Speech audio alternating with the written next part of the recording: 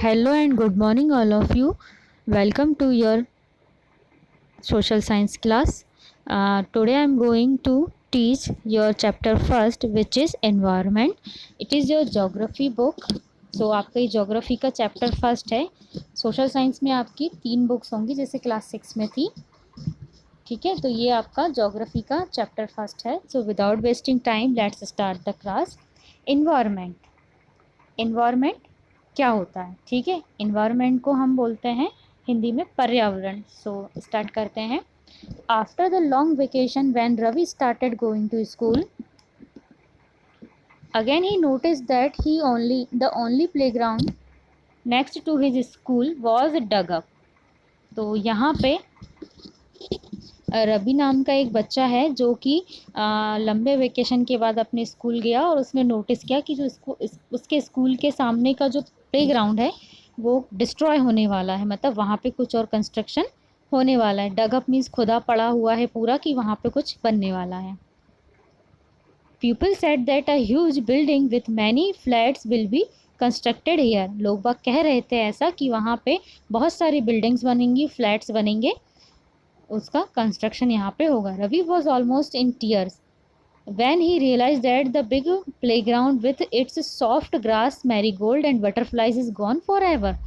रवि की आंखों में आंसू थे और वो सोच रहा था, उसको ये महसूस हुआ कि ये इतना सुंदर जो प्लेग्राउंड है वो हमेशा के लिए क्या होगा, बिल्डिंग्स में कन्वर्ट हो जाएगा. और इतना प्यारा जो प्लेग्राउंड था उसमें इतनी सॉफ्ट ग्रास थी, मैरीगोल्ड्स के फ्लावर लगे थे, बटरफ्लाइज उस पर आती थी, तो ये सब क्या होगा, चला जाएगा. He shared his feeling with his classmates. तो उसने अपनी इस फीलिंग को किसके साथ शेयर किया, अपने क्लासमेट के साथ शेयर किया. In the assembly the principal to sadly observed. और असेंबली में भी प्रिंसिपल ने इस चीज़ को क्या किया, ऑब्जर्व किया कि उनका जो इतना अच्छा प्लेग्राउंड है वो जाने वाला है. See how our environment is changing. तो प्रिंसिपल ने क्या कहा कि देखो हमारा एनवायरनमेंट जो है वो कैसे चेंज हो रहा है, कैसे बदल रहा है. In the class Ravi asked his teacher what is environment. Ravi ने क्लास में टीचर से पूछा कि एनवायरनमेंट क्या है. Whatever you see in your surrounding said the teacher. तो टीचर ने रिप्लाई किया whatever you see in your surrounding means आपके नियर बाय में, आपके आसपास जितनी भी थिंग्स होती हैं दैट इज कॉल्ड एनवायरनमेंट. ठीक है. Ravi thought aloud that means the school building, tables, chairs in the classroom, even the open field, the road, the garbage, my friends, all are parts of our environment. So Ravi बहुत ही गहरी सोच करता है और उसके बाद वो सोचने के बाद बोलता है इसका मतलब ये हुआ कि स्कूल की बिल्डिंग, ये टेबल, ये चेयर और ये क्लासरूम और ये ग्रीन फील्ड, रोड, मेरे फ्रेंड, कचरा, गार्बेज, ये सब क्या एनवायरनमेंट का पार्ट्स है. Yes said the teacher but wait. तो टीचर ने कहा हाँ बिल्कुल ये क्या है, इन्वायरमेंट का ही पार्ट है, ये सब इन्वायरमेंट में ही इसको काउंट करते हैं. पर रुको, some objects are created by nature, for example mountain, river, trees, animal. Other others are made by people, for example road, cars, clothes, books. तो टीचर ने कहा पर रुको कि कुछ जो ऑब्जेक्ट्स हैं, कुछ जो थिंग्स हैं वो नेचर के थ्रू क्रिएट हैं, कुछ जो हैं वो ह्यूमंस ने बनाए हैं. जो नेचर ने बनाए हैं वो कौन कौन से हैं, माउंटेन, रिवर्स, ट्रीज, एनिमल्स, है ना. इनको तो हम बना नहीं सकते, ये नेचर ने भी बनाया है इनको. ठीक है. और जो ह्यूमन क्रिएटेड थिंग्स हैं वो कौन कौन सी हैं, road, car, clothes, books. Now work in pair. अब हमको एक एक्टिविटी यहाँ पे दी गई है, make a list with your classmate sitting next to you. आप अपने घर में अपने ब्रदर्स, अपने सिबलिंग्स के साथ बैठ के ये कर सकते हैं कि आपको लिस्ट बनानी है. कौन सी list, of the creation of nature and by humans being. तो आपको यहाँ पे ऐसा कुछ बनाना है कि आपको ऐसा कॉलम बनाना है, इसमें आपको लिखना है नेचर क्रिएशन और इसमें लिखना है ह्यूमन क्रिएशन. ठीक है. नेचर क्रिएशन में जैसे वाटर आ गया, ह्यूमंस आ गया, है ना, ह्यूमंस आ जाएगा, माउंटेन्स आ जाएंगे, एयर आ जाएगी. ठीक है. और ट्रीज आ जाएंगे, गैस आ जाएगी, इतने सारे. और ह्यूमंस क्रिएशन में तो नेवर एंडिंग लाइन है ये, मतलब क्या है, आप अपने बैक से स्टार्ट कर दीजिए. जैसे पेन, पेंसिल, बुक, शार्पनर, आपका कंपॉक्स, है ना, table, chair, building, TV, fridge, cooler, washing machine. There is so many things to write in this portion. ठीक है। Ravi, Paramjeet, Jassi, Mustafa, Asha were all excited ask making about making the list. ये सारे बच्चे बहुत एक्साइटेड थे लिस्ट बनाने के लिए। Why is our environment changing. तो वो आज इकबाल ने पूछा, इकबाल ने, कि हमारा जो इन्वायरमेंट है वो चेंज क्यों होता रहता है। It is all because of our needs they are. तो क्यों होता है, क्योंकि ये हम पूरी तरह से हमारी नीड्स पे डिपेंड करता है ना। They are in increasing increasing day by day. और जो हमारी नीड्स हैं वो दिन प्रतिदिन क्या हो रही हैं, चेंज हो रही हैं, चेंज होती जा रही हैं। We are there for modifying and at time even destroying our natural surrounding, the teacher replied। तो टीचर ने कहा कि जो हमारा इन्वायरमेंट है वो डे बाय डे इसलिए चेंज हो रहा है क्योंकि हमारी नीड्स चेंज हो रही हैं। हमारी जो पहले बेसिक नीड क्या थी हमारी, सिर्फ फूड, क्लॉथ और शेल्टर। पर अब हमारी जो चीज़ है, जो बेसिक्स नीड है, वो पूरी तरह से क्या हो चुकी, चेंज हो चुकी है। अब हमें सिर्फ रोटी कपड़े की ही नहीं, बहुत सारी ऐसी चीज़ों की ज़रूरत पड़ती है हमारे डेली रूटीन में। तो इसलिए जो है हमारा इन्वायरमेंट भी क्या हो रहा है, चेंज हो रहा है। ठीक है। और हमारी नीड्स को हम फुलफ़िल करने के लिए इस इन्वायरमेंट को क्या करते हैं, हार्म भी पहुंचाते हैं, है ना, बिल्कुल इसकी परवाह किए बिना कि आगे हमारा फ्यूचर में क्या होगा। सपोज़ एक बिल्डर को अगर कोई एक बिल्डिंग बनवानी है, कंस्ट्रक्शन का काम करना है, तो वो जितने भी उस जगह पर पेड़ होंगे, छोटा हो या बड़ा हो, सारे पेड़ को वो क्या करेगा, कट कर देगा। And then he created a big a shopping mall और अ फ्लैट और अ मल्टी बिल्डिंग्स। तो उसको सिर्फ अपनी नीड को फुलफिल करना है ना, उसको बस ये चीज़ बना के पैसा कमाना, उसको इकोसिस्टम से और इन्वायरमेंट से कोई मतलब ही नहीं है। तो ऐसे ही हम ह्यूमंस भी हैं। तो बायोटिक, अब ये बायोटिक मीन्स जैविक और अबायोटिक मीन्स अजैविक। तो ये क्या होता है इसको देख लेते हैं। The world of living organism, plants and animals. तो ये बायोटिक किसको कहा जाता है कि एनिमल्स और प्लांट और एनिमल का जो वर्ल्ड होता है उसे बायोटिक कहा जाता है, मतलब जैविक। और अबायोटिक मतलब नॉन लिविंग थिंग्स जो होती हैं, नॉन लिविंग थिंग्स और एलिमेंट्स जो होते हैं उसको कहा जाता है अबायोटिक मीन्स अजैविक। ठीक है। From the above conversation you understand that the place, people, things and natural that surrounding any any living organism is called environment. तो आपने जो अभी कन्वर्सेशन जो पढ़ा उससे आपको पता चल गया कि जो प्लेस, पीपल और जो थिंग्स होती हैं और जो नेचुरल चीज़ें होती हैं जो हमारे आसपास चलती हैं, जो आसपास हैं अभी, उसी को क्या कहा जाता है, एनवायरनमेंट कहा जाता है ना। It is a combination of natural and human made phenomena. जो हम मतलब नेचुरल और ह्यूमन मेड जो थिंग्स होती, इन्हीं के ही एक कंबाइंड रूप को या इन्हीं के ही फिनोमिना को ही क्या कहा जाता है, इन्वायरमेंट कहा जाता है। While the natural environment refers to both biotic and abiotic. पर इसी का जो नेचुरल इन्वायरमेंट है, जो मतलब जो प्राकृतिक पर्यावरण है, वो जैविक और अजैविक दोनों से ही क्या बन के मिलके बना होता है। Condition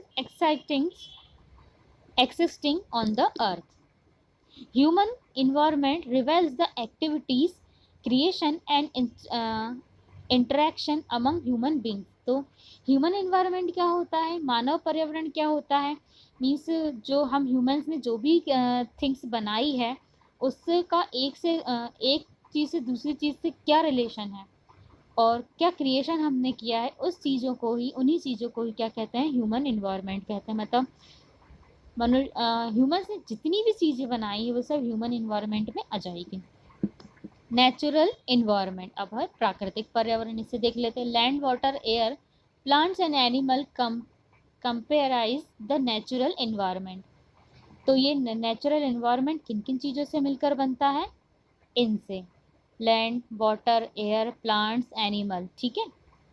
You are familiar with the meaning of lithosphere कि आप लिथोस्फीयर वर्ड से अच्छी तरह वाकिफ हैं। लिथोस्फीयर क्या होता है? स्थल मंडल, मतलब जो हमारा सरफेस है, अर्थ का जो ऊपर का सरफेस है उसको क्या कहता है? Lithosphere. Hydrosphere means water bodies जो होती हैं उन्हें हाइड्रोस्फीयर कहा जाता है, मतलब जलमंडल। ठीक है। एटमॉस्फेयर, एटमॉस्फेयर मीन्स हमारा वायुमंडल। ठीक है। बायोस्फीयर मीन्स हमारा जैव मंडल। फ्रॉम योर प्रीवियस क्लास, हमने आपने अपनी प्रीवियस क्लास में, क्लास 6 में इसको पढ़ चुके हैं। Let us learn some more facts about their domains. चलिए इस चीज़ इन्हीं के ही और आगे हम इसका पढ़ते हैं। Lithosphere is the solid crust of the hard top layer of the अर्थ। जो हमारी ये अर्थ है ना, जैसे कि ये अर्थ है और ये अर्थ का सरफेस है, तो अर्थ के ऊपर जो सॉलिड क्रस्ट है, जो ये एक लेयर है, इसी को ही क्या कहा जाता है? लिथोस्फीयर कहा जाता है। It is made of rocks and minerals and covered by a thin layer of soil. एक बहुत ही ऊपर पतली लेयर होती है जिसे सॉइल, मतलब मिट्टी की बहुत ही पतली परत इसके ऊपर होती है। पहले तो ये मोटी परत होती है स्थलमंडल की, और उसके ऊपर ये सॉइल में मिट्टी की पतली परत है। ठीक है। तो ये जो है, ये इसमें क्या क्या मिलते हैं हमें? रॉक्स में चट्टान है, मिनरल्स हैं, खनिज मिलते हैं। इसी से ही ये क्या हो बनी हुई है, ढकी हुई है। It is an irregular surface with various landforms such as mountains, plateau, plains, valley. और जैसे कि you know very well, the surface of the earth is not equal, है ना, एक जैसा नहीं है अर्थ का सरफेस। कहीं पे पहाड़ है, कहीं पे चट्टान है, पर्वत है, पठार हैं। तो इस तरह से ये क्या है? अनइवन है। वैली से कहीं घाटी है, तो इसका इसी से ही ये कंस्ट्रक्ट हुई है। Land forms are found over the continents and also on the ocean floors. जो लैंड फॉर्म है, मतलब जो स्थल मंडल है, वो माउंटेन्स पर भी है, मतलब सॉरी, कॉन्टिनेंट्स पर, महाद्वीपों की सतह पर भी है, और समुद्र की सतह पर भी ये जो है लिथोस्फीयर है, मतलब स्थलमंडल की ये सतह है। Lithosphere is the domains that provides us forest, grassland for grazing land, for agriculture and human settlements. It is also a source of minerals wealth. तो जो लिथोस्फीयर है उससे हमें मिनरल्स तो मिलते हैं, बहुत ही वैल्यूएबल मिनरल्स को इसमें से निकाला जाता है, निकाल रहे हैं, और पहले भी बहुत सारे, और ये काम बहुत पहले से ही हुआ जा रहा है कि जितने भी मिनरल्स हमें मिलते हैं वो कहाँ से मिलते हैं? लिथोस्फीयर की सरफेस पर से ही मिलते हैं, है ना। चट्टानों में से खनिजों को निकाला जाता है ज़मीन के अंदर से खोद कर, और इसी लेयर पे ही एग्रीकल्चर करते हैं हम ह्यूमंस जो है इसी एरिया में, इसी में ही खेती करते हैं। ठीक है। और ग्रास लैंड, मतलब यही घास की भूमि है ग्रेजिंग करने के लिए एनिमल्स को, और इसी पर ही हम ह्यूमंस सेटल हैं, मतलब इसी पर ही हम रहते हैं। ठीक है। The domains of water is referred to a hydrosphere. It compresses various sources of water and different types of water bodies like river, lakes, seas, oceans, etc. It is essential for all living organism. जो water body है, water body को hydrosphere कहा जाता है। Water body को क्या कहा जाता है? हाइड्रोस्फीयर। ठीक है, हाइड्रोस्फीयर कहा जाता है। और ये जो वाटर बॉडी है वो हम ह्यूमंस के लिए और एनिमल्स के लिए, जितनी भी लिविंग थिंग्स हैं, है ना, इवन ट्रीज के लिए भी ये बहुत ही इसेंशियल पार्ट है, क्योंकि इसके बिना we can't imagine our life without water. ठीक है। सो ये और भी, और ये जो वाटर का सोर्स है, वो बहुत सारे सोर्सेस होते हैं वाटर के, जैसे कि रिवर्स, लेक्स, सीज, ओशन, है ना। The atmosphere is the thin layer of air that surroundings the earth.